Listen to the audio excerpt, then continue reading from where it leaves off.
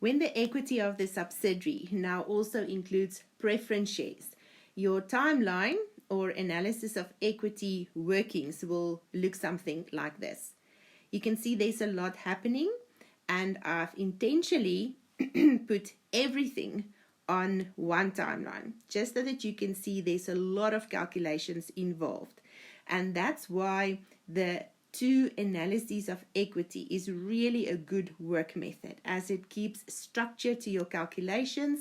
It splits the amounts out properly so that you can follow a focused work method and calculate your necessary amounts. But what I also want to show you through this is, even though it looks like a lot, we are just going to keep on doing what we've always been doing up to this point. And that was the following. At acquisition date, what happens there? The total equity of S eliminates. So that preference share capital of S will now also have to eliminate. All the equity of S eliminates at acquisition date. At acquisition date, we also measured NCI. We measured the ordinary NCI either at fair value or at their proportionate share. Now we also have to measure the preference share NCI. And as we've discussed, they can only be measured at fair value. So that's why we have two at acquisition consolidation journal entries. Then we started with the TB balance of the equity items of S, and we've identified the movement since acquisition date. Why the movement again? Because in the since to opening balance period, we can only attribute the since movement in equity because we eliminate the at acquisition equity that's included in the trial balance amounts. Up to this point, we took that movement, we've attributed that to the ordinary equity participants, portion to P and portion to NCI. And what did we do for that portion attributable to NCI? We wrote a consolidation journal entry. What we now have to do is to take that same movement, first of all, split it out between how much of that movement is attributable to the ordinary shares and attribute that. And the portion attributable to the preference shares, you also have to attribute to the parent and NCI. And again, for the portion attributable to NCI, you need a consolidation journal entry. Same journal, just another amount. What did we do for the current year?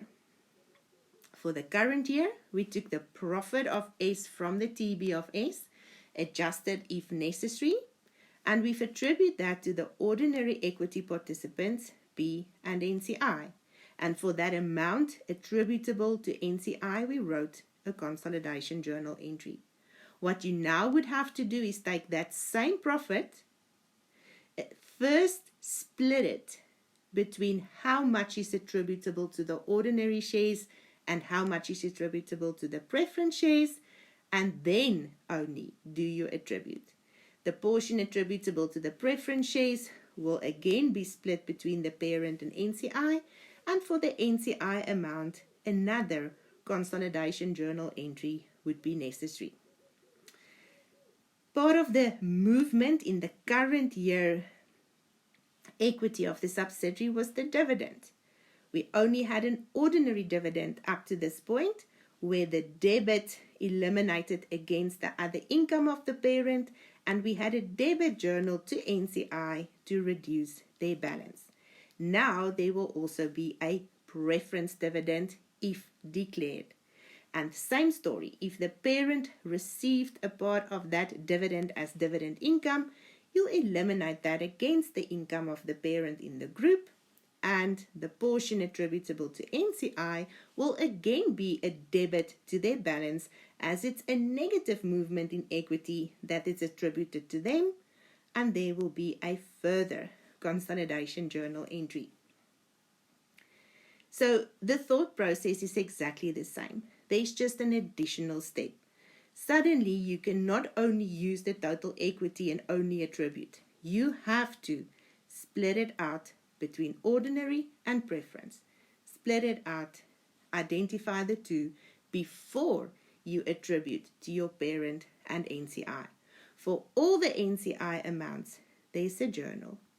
So you'll see immediately when you have this scenario, you'll just end up having more consolidation journal entries than when you only have ordinary share equity participants. From that discussion of the timeline, you can see that it's important that you are able to take the movement in the equity of S and decide how much of that is attributable to the preference shares. Because if you know that, you can also determine how much is attributable to the ordinary shares. If you can't do that split, you will not be able to attribute to the equity participants. So to help you to start thinking about that, I'm doing this short example before we do the main examples of Chapter 8. Assume the following. The parent holds an 80% controlling interest in the ordinary shares of S. The same parent, same entity, holds a 10% interest in the preference shares of S. So I know I'm in Chapter 8. The issued share capital of S includes 100,000 preference shares with an annual fixed preference dividend of 25 cents per share. The profit for the year of S amounted to 150,000 Rand. So the movement in the equity of S I'm trying to split is the 150,000 Rand, the profit for the year. Based on your knowledge now of the nature of preference shares and what your preference shares are usually entitled to, I would like you to take that 150,000 Rand profit and attribute that to the equity participants of S for consolidation purposes. I would really like you to try and do that split without first looking at the suggested solution in my explanation. To make the scenario a little bit more visual, let's now say that 150,000 Rand is my cake. That is the movement in the equity of S, and I have to slice that cake up and give to each of the equity participants their proportionate share, their piece of the cake. So I have one amount, 150,000 Rand, and I need to attribute that to the parent at 80% and 20% as ordinary shareholders, and to the parent 10% and NCI 90% as preference shareholders. The only information I have on top of this is the number of shares issued and the fixed annual preference dividend.